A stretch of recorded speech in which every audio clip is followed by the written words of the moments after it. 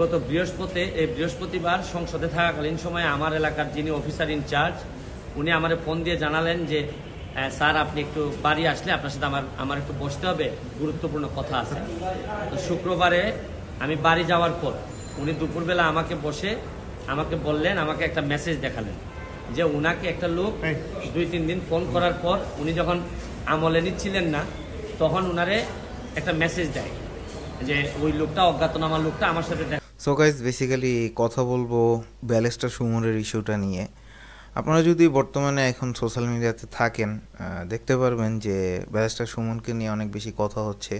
সেটার main reason হলো তাকে প্রাণনাশের হুমকি দেওয়া হচ্ছে, এরকম একটা নিউজ সোশ্যাল মিডিয়াতে ঘুরে বেড়াচ্ছে। এবং এর পিছনে কারণ ধরা হচ্ছে যে তার এলাকার যে ওসি তাকে ফোন দিতে বলে এবং সেখানে তার সাথে কন্ট্যাক্ট হয় এবং একজন অজ্ঞাতনামা ব্যক্তি তাকে জানায় যে তাকে কিছু কিলার গ্রুপ খুন করার বা জীবন নাশ করার চেষ্টা করছে।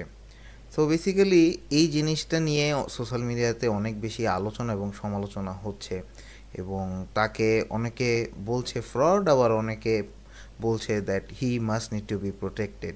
সো ফার্স্ট অফ অল আমরা সবাই জানি তিনি বিভিন্ন রকমের অসঙ্গতি নিয়ে কথা বলতেন, বিভিন্ন রকমের আমাদের সোসাইটাল পলিটিক্যাল বিভিন্ন বিষয় নিয়ে কথা বলতেন এবং অ্যাকচুয়ালি কিছু মানুষ তাকে পছন্দ করে। ফার্স্ট অফ অল আমি একটা জিনিস বলে নিতে চাই, এখানে কোনো পলিটিক্যাল স্ট্যান্ড থেকে কথা বলবো না, as a individual, as a normal citizen সেই হিসাবেই আমি এই ভিডিওটা বানাচ্ছি। সো সেখানে তার লাইফ রিস্ক হচ্ছে, তিনি কমপ্লেন করতেছেন। First of all this part যে as if he is not a parliament member or not, আমরা নর্মাল দৃষ্টিকোণ থেকে দেখি যদি there is a issue that তার লাইফ রিস্ক আছে, then that must need to be prevented, to be honest. Even এবার আমরা আর একটু ডিপে যাই, সেটা মনে হয়েছে যে মানুষ যখন কখনো কোনো অসিরে নর্মালি তো কেউ ফোনই দেয় না, তার উপর যখন সে এইরকম একটা মেসেজ দিচ্ছে তখন আমার মনে হয়েছে যে সিরিয়াসলি একটা পটেনশিয়াল থ্রেট, আমার এটা অবশ্যই আমলে নিতে হবে। হলো ব্যারিস্টার সুমন বর্তমানে একজন পার্লামেন্ট মেম্বার এবং তার লাইফে যদি হঠাৎ এত রিস্ক আসে, আমি আপনাকে এবং যে কেউ যদি শোনেন একটা জিনিস কি, যখন আমরা একটা পজিশনের বা কোনো একটা মানুষের ক্রিটিসিজম করি সেই জিনিসটা কিন্তু প্রয়োজন আছে সবসময়। যখন আপনার আশেপাশের মানুষ আপনার ভালো বলে, দ্যাটস এ ডিফারেন্ট স্টোরি, তখন আপনি নিজেরই ইমপ্রুভ করতে পারেন। একটা মানুষ কখনোই 100% না, সবারই কিছু না কিছু দোষ থাকে এবং same to goes for our country, আমাদের কান্ট্রিরও কিছু ফ্লজ আছে এবং সেই জিনিসগুলো বলার মতো, সেই জিনিসগুলো তুলে ধরার মতো একজন রিপ্রেজেন্টেটিভ থাকা উচিত।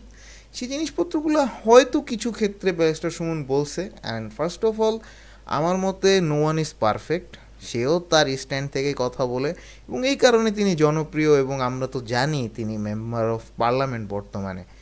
সো এত কিছুর পরেও তার জীবন বর্তমানে যদি রিস্কে থাকে, that's really risky. No one is safe now, me, you, everybody is under risk. যদি আমরা পাওয়ারের এগেনস্টে ক্রিটিসাইজ না করি, আমাদের ফ্রিডম অফ স্পিচ না থাকে, this might little bit risky.